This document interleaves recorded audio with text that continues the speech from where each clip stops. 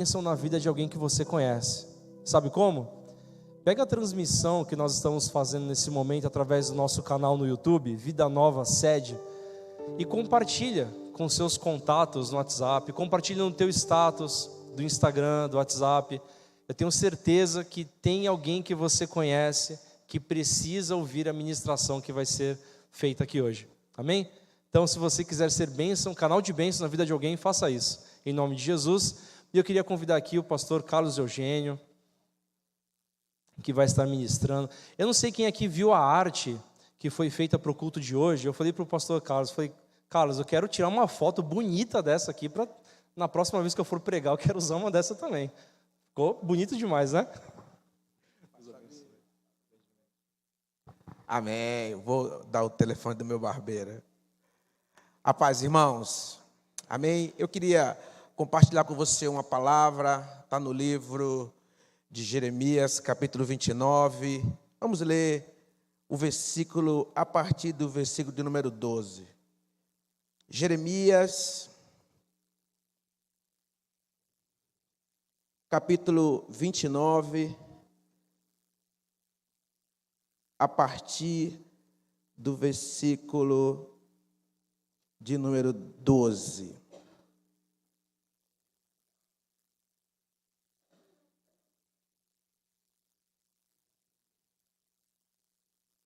Diz assim, todos encontraram? Está aqui, ó. Então me invocareis, e ireis, e orareis a mim, e eu vos ouvirei. Versículo 14. E sereis achados de vós, diz o Senhor, e farei voltar os vossos cativos, congregar-vos-ei de todas as nações, de todos os lugares, para onde vos lancei, diz o Senhor, e tornarei trazer-vos ao lugar de onde vos transportei. O versículo 11 diz assim, olha, porque, versículo 11, vamos voltar lá atrás, porque eu bem sei o pensamento que tenho de vós, pensamento de paz e não de mal, para vos dar o fim que esperais. Esse texto, ele narra um período difícil, complicado e, por que não dizer, impossível de ser solucionado. A Babilônia entrou em Jerusalém, raptou aquelas pessoas, e aí aquelas pessoas saíram do seu conforto, das suas casas, deixaram de ter propriedade, passaram a ser uma propriedade do rei da Babilônia, Nabucodonosor. E aí, no meio da confusão de crente, quando tudo vai mal, quando tudo não está bom, o crente entende que é o diabo.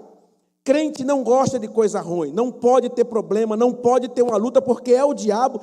E se tem uma coisa que a gente abomina é quando tudo vai mal. Mas aí, como sempre, se levantou vários profetas.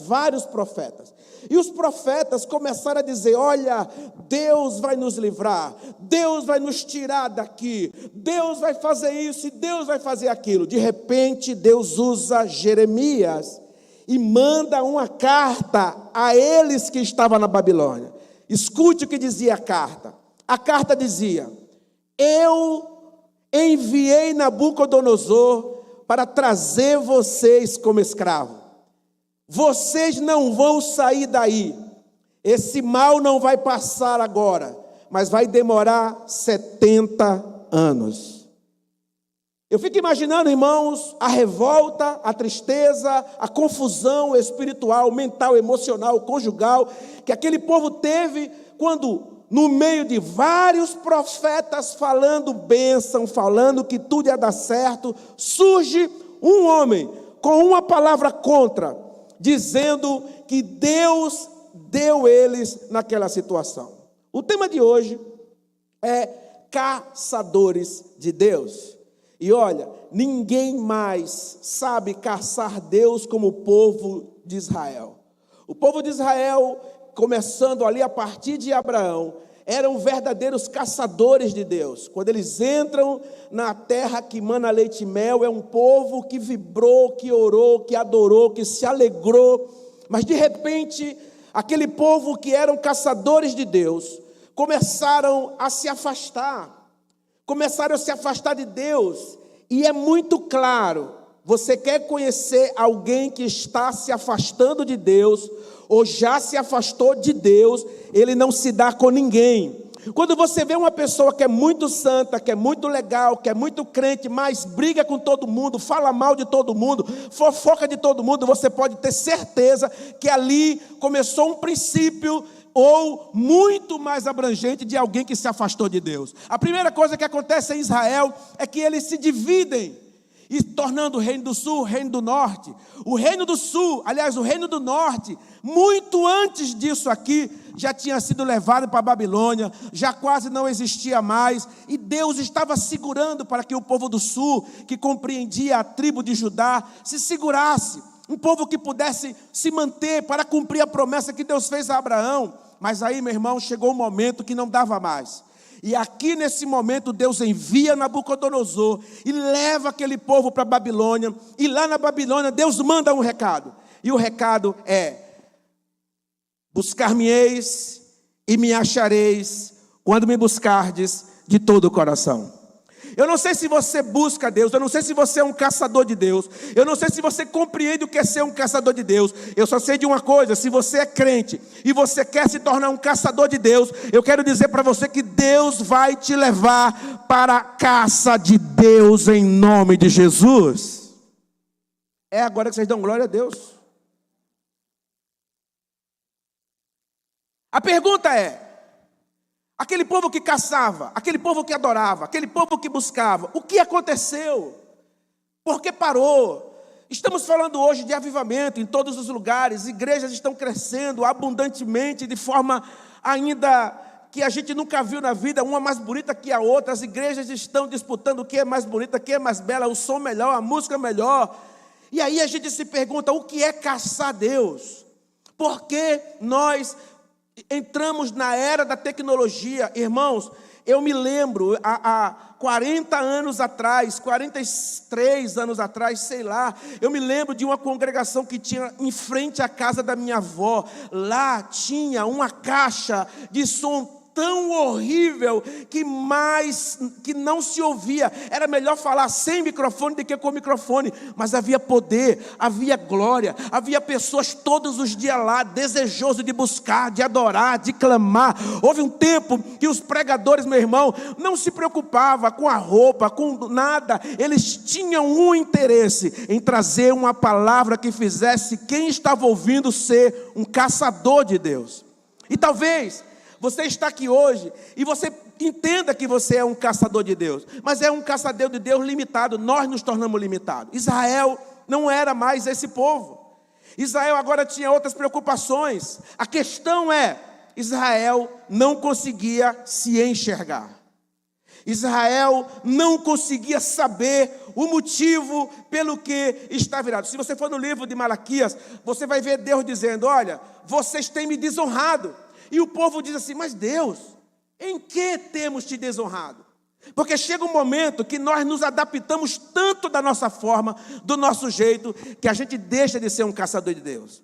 Mas eu quero informar e trazer hoje aqui um conceito de como nos afastamos dessa caça, dessa busca, desse desejo, desse fervor. É porque nos afastamos de alguns conhecimentos que a Bíblia nos orientou. A Bíblia, ela fala de diversas coisas, mas ela tem pontos específicos. E para nós compreendermos o que aconteceu entre Deus e o povo de Israel, e agora o povo judeu, a gente vai precisar compreender porque talvez fale conosco. E a gente pode observar que uma das coisas que aconteceu com o povo judeu, com aquele povo, daquela nação, naquele momento, eles esqueceram do que significa pecado. O pecado, quando ele se multiplica, quando o pecado se multiplica, quando a televisão começa a enfatizar pecados graves, crimes graves, quando a gente começa a perceber pessoas fazendo as coisas bizarra do mundo, na mesma hora, o entendimento do pecado do cristão, ele desaparece quase 100%.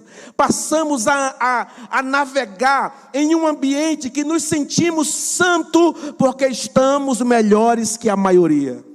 Para a gente entender o motivo de tanta busca pelo bem pessoal e o esquecimento do que é buscar a Deus, a gente vai precisar voltar a entender o que é pecado. Pecado é algo que começa simples, leve, tão singelo que parece que não vai dar em nada. Quando você observa o mundo, lá atrás, o pecado simples e puro começa com a desobediência de uma mulher e um homem que comeram fruto. E ali, meu irmão, as coisas, a partir dali, começa gradativamente. A desobediência, que só era comer um fruto, ela cresce para assassinato, para estupro, para roubo, para todos os tipos que a gente possa perceber. O que é pecado? Pecado não é o que a gente pensa que é. Pecado é o que a Bíblia diz que é. A Bíblia fala, queridos, que quando a gente chega em um certo momento da vida espiritual, em um ambiente espiritual, receberemos duas informações. A primeira: entra no seio do seu Senhor, entra no meu seio, entra no meu gozo, porque quando eu estive preso, você me visitou, quando eu estava doente, você me visitou. E depois ele fala: não, você não pode entrar, eu não conheço, apartai-vos de mim, porque quando eu tive fome, você não me deu de comer, não me visitou. Então você começa a pensar agora: o que é pecado que leva para o inferno? Qual é o pecado que leva para o inferno? Do que realmente está se tratando a igreja evangélica? Porque às vezes eu tenho a impressão que a igreja evangélica, ela está tratando com drogas, com homossexualismo e com traições. Do que realmente se trata o pecado? Será que o sentimento de inveja, a mentira, a fofoca, a calúnia, a maldade, o desrespeito, a desonra, a autoridade, a paz, será que isso não é um pecado que está nos afastando de Deus e nos deixando reprováveis diante de Deus? Quando a gente vai observar todo momento, a Bíblia fala que um belo dia Davi chamou um servo seu e disse: olha, eu quero que você faça algo que se eu tivesse lá, diria: Davi, beleza, faça isso mesmo. Diz que Davi mandou contar quantas pessoas ele podia contar para a guerra. Olha que coisa simples, olha que coisa tão singela, mas a Bíblia fala que Deus veio a Davi, veio a Israel por causa de Davi. Irmão, eu lembro quando eu era novo convertido e eu lia isso, eu não entendia mais Deus do que foi que Davi fez. É claro que hoje a gente compreende que Davi desafia a força de Deus, Davi começa a contar as pessoas para se basear no que ele podia. Mas quando você olha a olho nu, Davi não fez nada. Sabe, irmãos, quando eu olho a oração de Davi no Salmo 51, eu vejo Davi dizendo: Senhor, eu pequei, e o meu pecado está sempre diante de mim. Meu irmão, se você chegou aqui nessa noite com a sensação que seu único problema é o desemprego, ou a conta que você tem, ou o problema com o seu filho, ou alguma doença, deixa eu dizer uma coisa para você: você hoje jamais vai caçar Deus no louvor ou na oração. Se você chegou aqui hoje e o único problema que você tem é: olha, me traíram, olha o que fizeram comigo, e não for o meu pecado, o que eu errei hoje, o que eu falei, o que eu pensei, meu irmão, se o nosso pecado não estiver diante de nós, a todo momento a gente perde Deus em todo tempo. Sabe, soltamos mentira, maldade. Meu irmão, preste atenção, a Bíblia, ela dá uma ordem direta: não faleis maus um dos outros. Falar mal uns dos outros é pecado. Pecado leva para o inferno. Eu não sei se você já acompanhou um regresso do sistema penitenciário. Eles têm sede de Deus, eles têm vontade de Deus, eles evangelizam, eles oram, eles são o primeiro a chegar na igreja. Meu irmão, quando eu recebo um lá, eu já sei, tem obreiro bom, chega cedo, ora, grita alto. Sabe por quê? Porque ele tem uma consciência do pecado dele. Você quer saber qual é a pior desgraça para uma pessoa e ele vai cessar de buscar Deus? É quando ele perde a consciência do pecado. Deixa eu dizer uma coisa para você: você não está aqui hoje porque é bom, porque não rouba, porque não não mata. Você só está aqui hoje, você só pode buscar ao Senhor, porque a cruz nos libertou, e apenas isso. E se por algum momento você achar que é melhor, que é bom, que o seu pecado é pequeno ou insignificante, eu vou dizer uma coisa: você nunca mais vai buscar o Senhor. Escute, de todas as coisas que vai passar, que vai acabar, o pecado não vai acabar. Quando eu vejo a Bíblia falando que existe duas eternidades, uma delas é para a vida, outra delas é para a morte. E por quê? Porque uma pessoa que morre em pecado, o fogo do inferno, o fogo do lago de fogo e enxofre, não consegue consumir o pecado. Porque pecado não tem cura. Não tem como fugir do pecado, a não ser pelo sangue de Jesus. E talvez você pense que pecado é o que você cometeu hoje. Não, hoje eu falei um palavrão, hoje eu vi aquilo, hoje eu fiz aquilo. Não é. Pecado é tudo aquilo que a Bíblia ordenou, não faça. Ou seja, meu microfone ficou horrível aqui na frente. Por quê? Você arruma isso aí, rapaz. Pecado não é o que a gente pensa, mas é o que a Bíblia diz. Mas eu não conheço, pastor, eu nunca li. Eu sinto muito. Você não vai sobreviver no mundo em que o pecado é uma arma de Satanás para te destruir. O pecado, ele tem poderes para nos enganar. Uma pessoa em pecado, quando ela não sabe que está em pecado, ela entende que é vítima, que é santa, que é boa, que está certa, que está correta. O povo de Israel começou a pecar, a se afastar de Deus, mas começaram a pensar que era bom. Talvez você está aqui hoje, saiu de casa, viu uma reportagem e disse: misericórdia, está repreendido. Eu vejo crente olhando cantores gospel que estão na mídia e descobre o pecado dele, condena, não vou ouvir mais música dele. Deixa eu dizer uma coisa para você aqui: a hora que uma câmera nos flagrar, nós estaremos entregues, porque vamos cometer pecado que ninguém vai suportar. O nosso problema, somos anônimos. Deixa você se tornar famoso. Todos pecam. Eu não entendo de verdade quando o cristão fala: esse eu não quero, esse eu não gosto, esse não. Sabe por quê? Porque a gente entende que é melhor que aquela pessoa. Isso é pecado. A segunda coisa que a gente precisa rever é que nós não somos ninguém. Eu queria que você, mocinha, cadê ela? Está aí. Coloca para mim o Salmo 91, versículo 3, por favor. No Salmo 91, versículo 3, revela quem somos. E talvez a gente não goste de algumas pessoas, se sinta melhor que alguém. O povo de Israel estava vivendo um momento em que os juízes estavam fraudando sentenças. Os juízes estavam enganando, fazendo todo tipo de aberração. A Bíblia diz que eles pegavam até a poeira da cabeça do irmão. Ou seja, pegavam nada que ele tinha. Sabe por quê? Porque em muitos momentos da nossa vida esquecemos quem somos. Mas a Bíblia, ela nos informa todos os dias quem nós somos. Ela diz: porque Ele te livrará do laço do passarinheiro. Repita comigo: porque Ele te livrará do laço do passarinheiro. Eu sou do Nordeste. E quando a gente tinha fome, a gente ia caçar. Você sabe o que é que nós caçadores pensamos de passarinhos? Que eles são idiotas, imbecis, e eu posso enganá-los. E eu podia enganá-los. Eu colocava um milho, um açapão, e ele caía. Ou com uma simples baleadeira, acompanhava o ritmo do voo dele. Ei, você que é defensor da natureza, foi há 40 anos atrás, não tinha lei ainda. Passarinho, ele é um imbecil, no sentido de capacidade de pensar. Ele vai ver uma comida, ele vai ser atraído, ele vai desejar e ele vai entrar. Sabe o que a Bíblia está dizendo de nós? Mantenha aqui o texto, por favor, moça. Ela está dizendo que temos a cabeça, a mentalidade de um simples e tolo pássaro.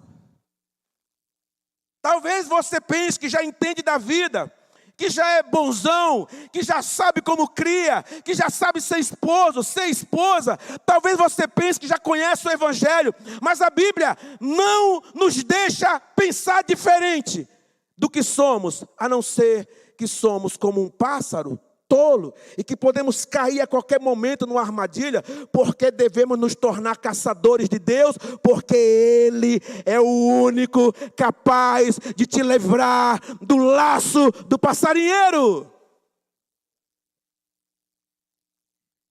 Quando a gente ignora Deus, como o povo de Israel começou a ignorar, algo está mudando em nós.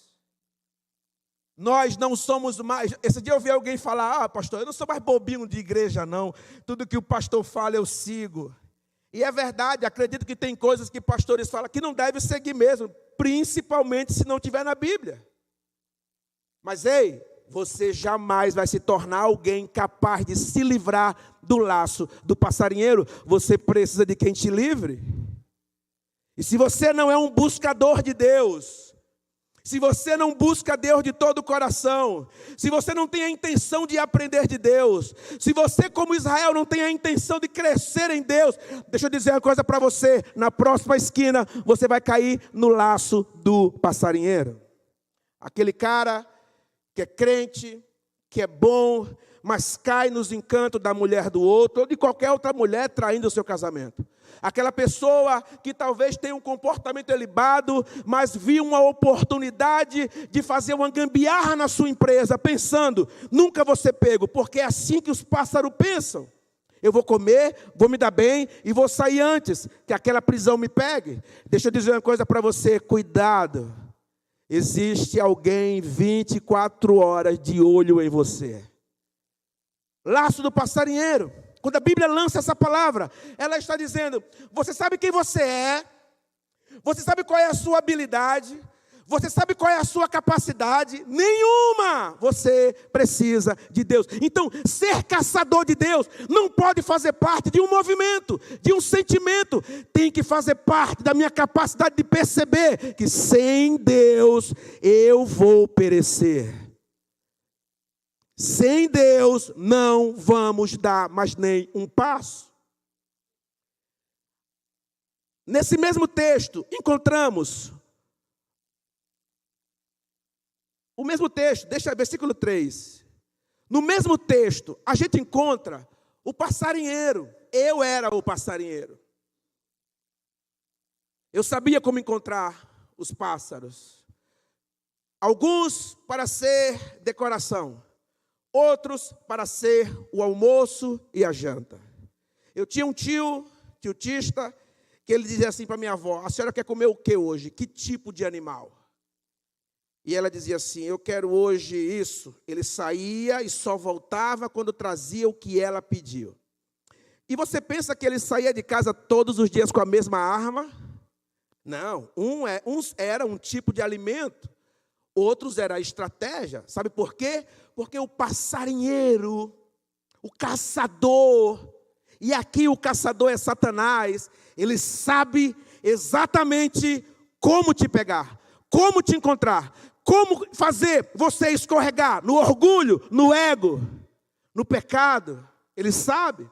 Alguns escorregam no pecado, outros no ego, outros no orgulho. Mas quem não se enxerga como um tolo pássaro que precisa de alguém que o livre, é questão de tempo para ser caçado.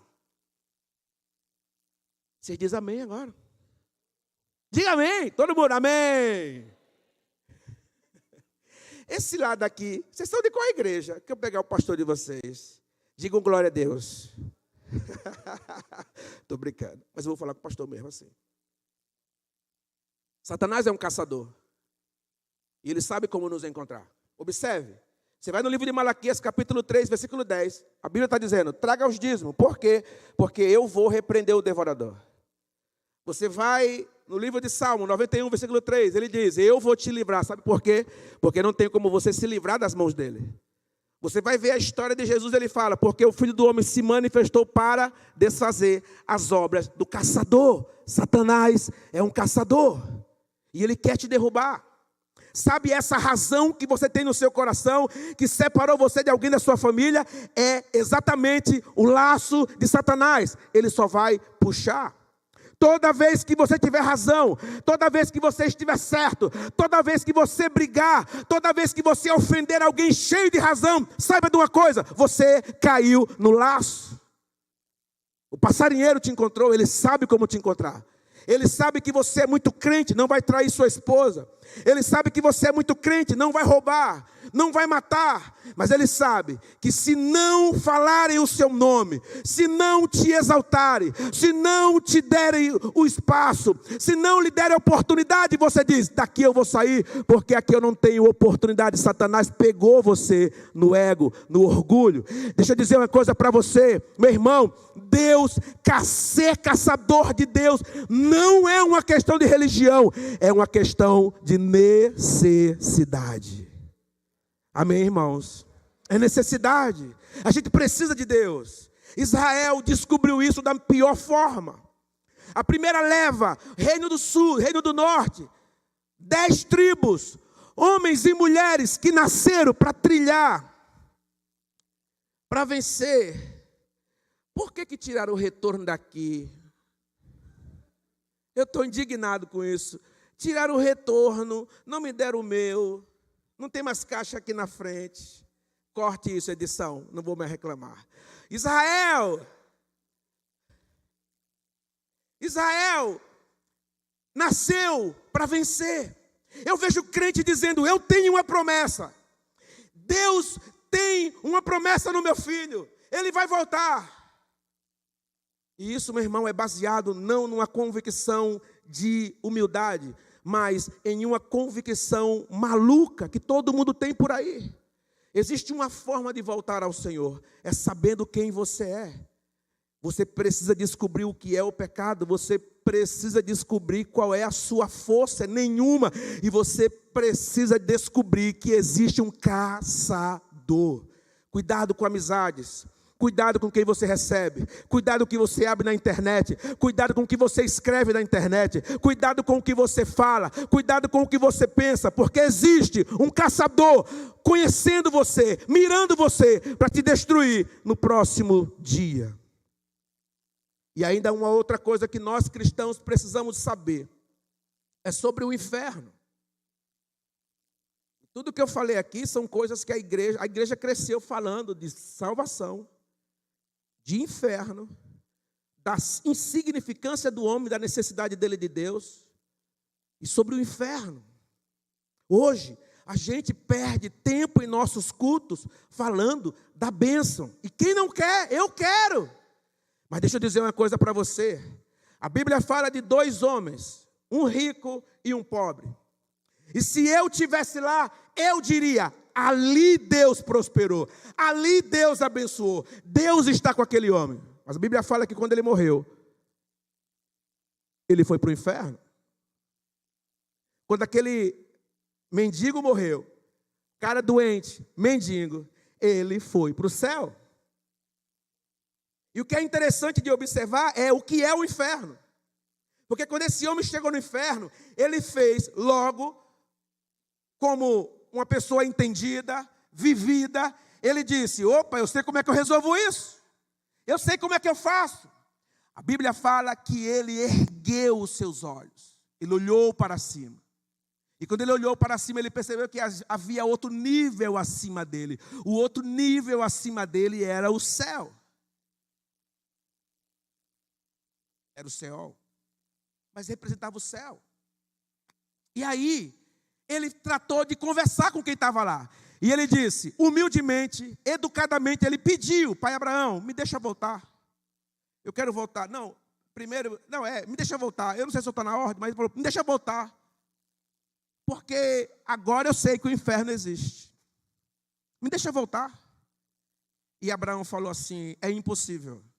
Ele fala, então é o seguinte, eu não posso, tá bom, eu morri em pecado. Deixa Lázaro voltar. Ele vai pregar para os meus irmãos, eu preciso dar um recado aos meus irmãos.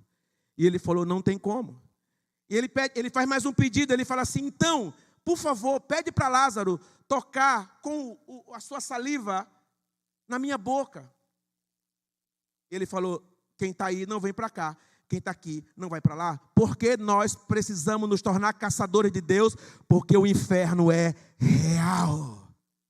Se você juntar o caçador e o inferno, você pode entender que amanhã você pode amanhecer morto. Pelo menos diga: está repreendido em nome de Jesus, senão vai acontecer.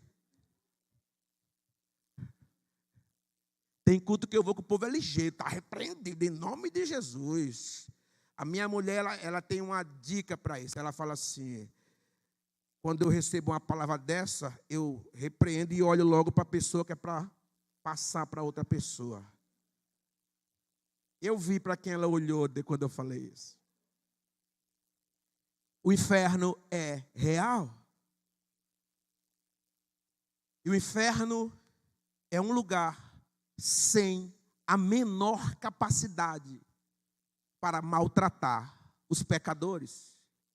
O inferno é um ambiente tão terrível, mas sem capacidade suficiente para exercer sobre o pecador o que ele merece. Entenda isso. O pecado, o inferno é terrível. Quem entra não sai. Mas ele ainda não é o lugar dos pecadores. A Bíblia diz que o inferno será lançado no lago de fogo e enxofre. Eu lhe pergunto por quê? Junte essa pergunta com o significado do pecado. O pecado é algo que jamais vai ser destruído, mas será lançado lá no lago de fogo e enxofre e nunca mais vai contaminar o povo de Deus que estará no céu glorificando e exaltando o nome do Cordeiro. Ah, já sei, é para falar no céu, né? Vocês não gostam de coisa ruim. Mas Deus falou assim: eu vou dizer algo para os profetas que estão tentando dizer que não é para sofrer. Quem sabe você está vivendo um tempo brasileiro, e a palavra que atrai pessoas, a palavra que move pessoas é a bênção, a cura, a vitória. E Deus falou assim: diga a esses profetas, Jeremias, que eles vão morrer. E eles vão morrer de uma forma tão horrenda, porque enganaram o meu povo. Eu quero que meu povo saiba que é tempo de sofrer. Deus tem um tempo de você estar de bem, mas Deus pode ter para a sua vida um tempo de estar mal. Sabe para quê? Porque Ele quer arrancar de você o que você tem, o que Ele colocou em nós lá atrás, a verdadeira adoração. Vamos nos tornar verdadeiros adoradores de Deus. Ele falou assim: ei, vocês vão passar aí 70 anos, e quando vocês me buscarem de todo o coração, eu virei e sararei a sua terra. Quem pode aplaudir o nome do nosso Deus? Aleluia! Às vezes, a gente chegou num tempo em que as igrejas estão caçando membros dos outros. Eu moro no bairro. Eu trabalho como pastor em um bairro. Eu estou em um bairro como pastor. Irmão, a rua não cabe, os bares não cabem de gente sem Deus. Não cabe. Aí as igrejas estão chegando na Baixada Santista, e elas falam assim: como é que eu vou atrair os tontos, os irmãos? Eu vou atrair, irmãos. Então elas fazem uma liturgia bonita, uma roupa bonita, uma luz bonita, um som bonito, uma bateria bonita, um baterista bonito, um baixista bonito, e atrai pessoas. Faz logo uma recepção. Na recepção tem bexiga, tem bola, tem abraço, tem beijo. E está muito bem, que legal que tem isso. Mas acho que a gente precisa se especializar em buscar. Agora melhorou o negócio aqui. Quarto técnico. A gente precisa começar a se especializar em pessoas que estão indo para o inferno. Porque quando o homem chegou lá no inferno, ele começou a querer negociar e foi inegociável. Meu irmão, eu fico imaginando que o inferno haverá 2 tipos de dor. Um pregador chamado Charles Spurgeon dizia que o remorso será uma dor tão terrível quanto as labaredas de fogo do inferno. Quantas pessoas vão dizer, eu passei aquela tarde inteira com oportunidade de buscar e não busquei. Aquele culto, só por causa daquela chuva, o pastor sozinho na igreja, preparado com uma palavra, Deus deu a ele. Talvez ele estava mal vestido, talvez o microfone era ruim, mas era a palavra de Deus. E por causa da chuva, por causa da visita, por causa de algo, a gente não foi. E o remorso vai corroer todos os dias, vai corroer. Eu me lembro, certo dia, eu lembro que eu tomei uma multa, porque eu estava fazendo algo muito sério no meu celular, importante e urgente. Chegou a multa de R$300 e o remorso me corroeu. E aí eu estava com um papel assim triste. Assim, Senhor, eu já estou sofrendo para pagar essa multa. Não deixe minha mulher ver, não. Quando eu falei isso, o papel fez assim, ó. Era ela. Muito bonito. Toma. Você quer o quê no final do ano? Férias? Pagar a multa, negão. E o remorso. E aí eu gosto de comer numa padaria que tem aqui. Não posso falar, não posso fazer propaganda na Drela. Só vou falar Drela, né? E a minha mulher falou assim, vamos, passa por ali, Carlos. Veja onde a gente podia almoçar hoje com todas as honras. Mas não dá, porque tem que pagar uma multa. A multa é de R$300. O remorso vai destruir cristãos no inferno. Porque o inferno não é um lugar de não cristãos. O inferno é um lugar daqueles que cessam de buscar a Deus. Nós aprendemos, sabe, isso é culpa de nós pastores, para te animar, falamos, venha buscar a bênção, venha buscar a vitória. E é verdade que muitos vieram apenas porque tinha algo para receber. Mas eu me lembro de 3 cavalheiros que saíram não sei de onde, da banda do Oriente, não fala que cidade é, e eles vieram navegando pelo deserto em um camelo, e quando perguntaram para ele, está indo para onde?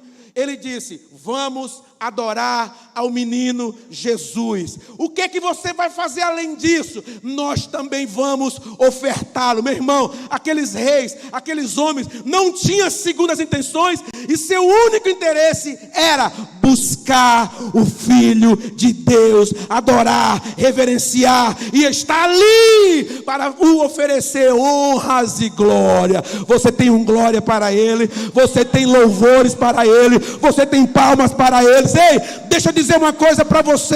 Deus tem um compromisso com os que o buscam. Ele diz, os que me buscam na madrugada me encontrará. Sabe por quê? Porque Ele está à procura dos verdadeiros adoradores. Os verdadeiros adoradores têm um objetivo. Eles só adoram em espírito e em verdade. Não tem interesse. Quer curar, cure. Quer abençoar, abençoe. Mas a minha intenção aqui é adorar, é louvar, é exaltar, é aplaudir, é gritar glória, glória, glória, glória e glória. Amém. O ser humano precisa voltar a isso. Você não é ninguém. Eu não sei o que você adquiriu de cargo. Eu não sei o que você adquiriu de santidade. Eu não sei o que você adquiriu de poder. Você não passa de um pássaro capaz de ser caçado, a não ser que Deus te livre. Se Deus não te livrar, você vai cair. E Deus tem 2 formas de livrar o peão. Primeiro, Ele fala assim, opa, para, senão você cai. Aí você fala, meu Deus, obrigado. Olha, eu ia cair. Aí você volta. Segunda forma de Deus nos livrar do laço do passarinheiro. Ele deixa você cair no laço. Você cai, você se arrebenta, você se estraga todo. Mas lá, laçado, preso, eu quero lhe dizer uma coisa: Ele te livra do laço do passarinheiro. Ele te livra do laço do passarinheiro. Eu não sei qual é o laço que te prendeu, eu não sei o que te amarrou, mas eu tenho uma palavra de Deus para você: Ele te livra do laço do passarinheiro. Então a gente precisa acordar, porque eu preciso me tornar um caçador de Deus, porque sem Ele estou arrebentado. Cadê minha neta para dizer? Ela vai dizer uma palavra mais feia que essa. Lascado é feio, né? Não vou falar não.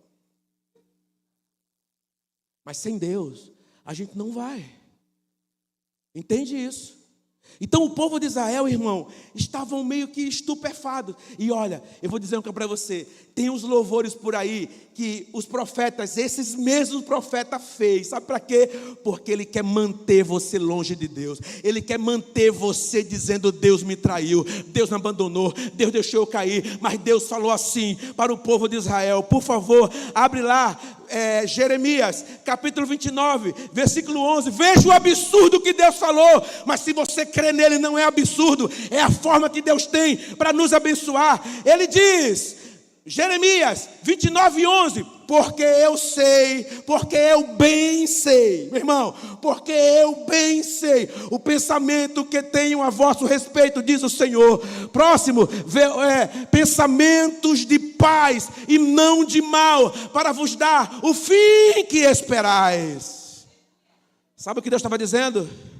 Ficar aí na Babilônia, sofrer aí na Babilônia por 70 anos é o meu projeto de paz para você. Você quer? Você me quer? É isso. Não quer? Viva o hoje, porque eu trabalho para o final. O final é o céu. O final é morar com Ele. O final é estar com Ele. Ei, deixa eu dizer uma coisa para você: não deixe ninguém dizer para você que a sua oportunidade acabou, que a sua oportunidade só acaba quando você cair no inferno e olhar para cima e dizer: não tem mais jeito. Ali nem clame. Lembre dessa palavra: não clame. A hora de clamar é agora. A hora de buscar é agora. A hora de entender é agora. A hora de louvar é agora. Deus tem um propósito em nossa vida. E o propósito dele é de nos tornar adoradores. Por favor, deixe a sua mente lhe incomodar. Deixe o seu pecado lhe incomodar. Cadê o tecladista? Que é a hora que faz aquele coisa que o povo gosta, que é para a palavra entrar no coração. Está aí o tecladista. Vem aqui você. Não é você não pode? Vem aqui o tecladista. Isso, o tecladista, vem aqui. Porque o povo gosta de ser amaciado nesse louvor, que eu vou te dizer uma palavra muito dura. Deixa eu dizer uma coisa para você, irmãos. Deus, Ele não se preocupa com nada que nos aconteça nessa vida. Um dos textos da Bíblia que mais me impressiona é quando Jesus está passando com uma comitiva. De repente alguém fala assim: Jesus, é o cego. Aí o cara fala assim: você quer Deus, você quer Jesus. Jesus, o que foi que esse cara fez? Irmão, Jesus fala coisa que me escandaliza. Me escandalizava quando era novo convertido. Ele diz assim: ele só é cego para que eu seja louvado. Você já parou para pensar que você quer tanto fugir do problema, quer tanto fugir desse marido ruim, quer tanto fugir desse filho maledito, quer tanto fugir dessa mulher ranhenta, briguenta, e ela é a sua bênção diante de Deus? Você já parou para pensar que Deus quer você dando glória com esse problema financeiro? Já parou para pensar que Deus quer você dando glória com essa dor, com essa enfermidade? Já parou para pensar? Buscar-me-eis e me achareis quando o seu objetivo não for para você, não for para o seu ego, e você vai me encontrar. A palavra termina dizendo: Deus quer nos encontrar. E Ele sabe porque a gente já tentou, negão. A gente já tentou não pecar. A gente já tentou fazer tudo certo. E muitos de nós largou o cigarro. E quando a gente vê alguém fumando, está repreendido. Olha a prostituta de Satanás. A gente passa a ver os homossexuais e travestis, a gente fala, está repreendido, bando de demônio. E você não sabe que um belo dia Deus expulsou 2 da casa dele. Não foi porque cometeu um ato de adultério ou de morte, simplesmente o desobedeceu. Tem tanta gente folgada dizendo, eu estou bem. Mente, engana,